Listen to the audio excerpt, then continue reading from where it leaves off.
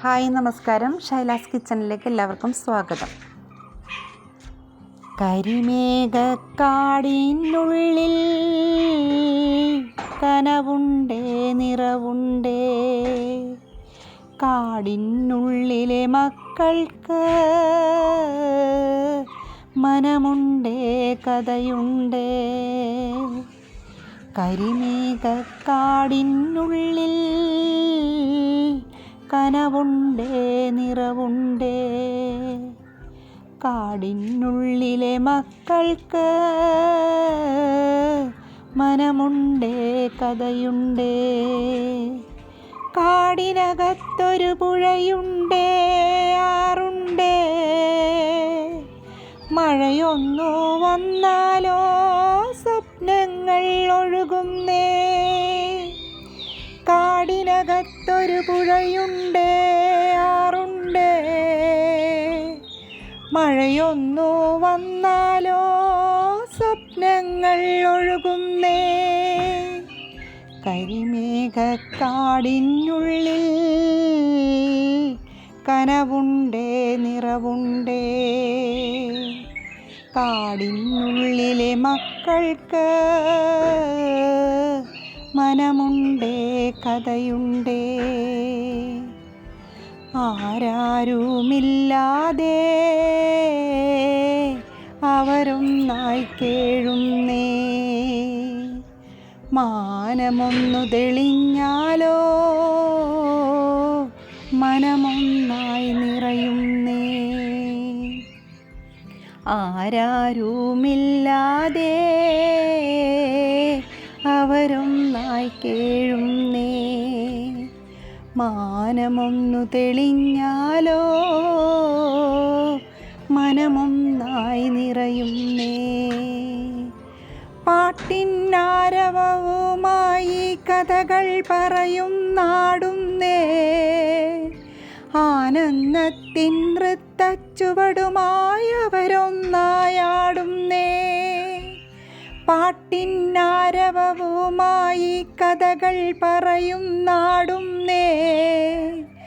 ആനന്ദത്തിൻ നൃത്തച്ചുവടുമായി അവരൊന്നായാടുന്നേ.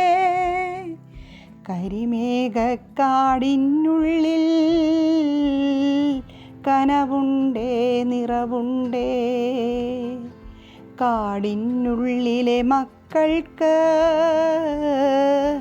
മനമുണ്ടേ, കഥയുണ്ടേ.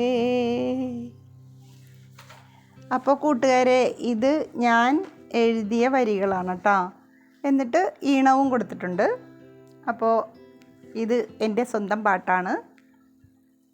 അതൊക്കെ പോട്ടെ. പിന്നെ ഇന്നത്തെ പ്രഭാത ഭക്ഷണം നമുക്ക് ചിരട്ടപ്പുട്ടായിരുന്നു കേട്ടോ. അപ്പോൾ ഗോതമ്പൊടിയിലാണ് കേട്ടോ ഈ ചിരട്ടപ്പുട്ട് തയ്യാറാക്കിയിരിക്കുന്നത്.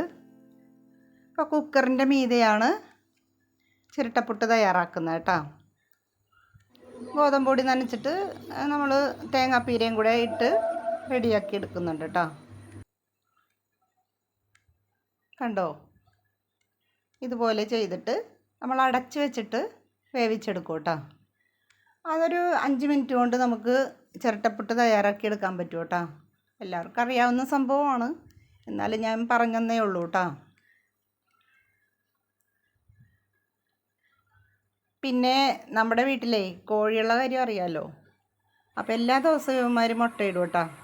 ഇവന്മാരെന്ന് വെച്ചാൽ ഈ ഫയോമിക്കോഴിയും ഗിരിരാജൻ കോഴിയാണ് കേട്ടോ. അപ്പോൾ നമ്മൾ എല്ലാ ദിവസവും ഈ മുട്ട ചില ദിവസങ്ങളിൽ അടുത്ത വീട്ടിലെ ചേച്ചിമാർക്കൊക്കെ കൊടുക്കും കേട്ടോ മുട്ട. അപ്പോൾ നമുക്ക് മുട്ട കിട്ടിയിട്ടുണ്ട്. അപ്പോൾ ബുൾസ അടിക്കാമെന്ന് വിചാരിച്ച്. പുട്ടിൻ്റെ കൂടെ ബുൾസയും നല്ല ടേസ്റ്റ് ആയിരിക്കുമല്ലോ. അപ്പോൾ എനിക്ക് മുട്ട പുഴുങ്ങി കഴിക്കുന്നതിനേക്കാളും ഇഷ്ടം ബുൾസ അടിക്കുന്നതാണ് കേട്ടോ. അപ്പോൾ എന്തായാലും നമ്മുടെ കോഴികൾ എല്ലാ ദിവസവും മുട്ടയിട്ട് തരും. അതുകൊണ്ട് പിന്നെ നമുക്ക് മുട്ടയ്ക്ക് വഞ്ഞയില്ല. ഇത് ഫയോമിക്കോഴിയാണ് കേട്ടോ. കണ്ടോ? അപ്പോൾ പിന്നെ കോഴികൾ സന്തോഷത്തിലാണ് കേട്ടോ. കാരണം ലെയർ പെല്ലറ്റ് എല്ലാ ദിവസവും കൊടുക്കുന്നുണ്ട്, അതിൻ്റെ സന്തോഷത്തിൽ. അപ്പോൾ നമ്മുടെ പുട്ടൊക്കെ എല്ലാം റെഡിയായി കാസറോളിനകത്താക്കി കേട്ടോ.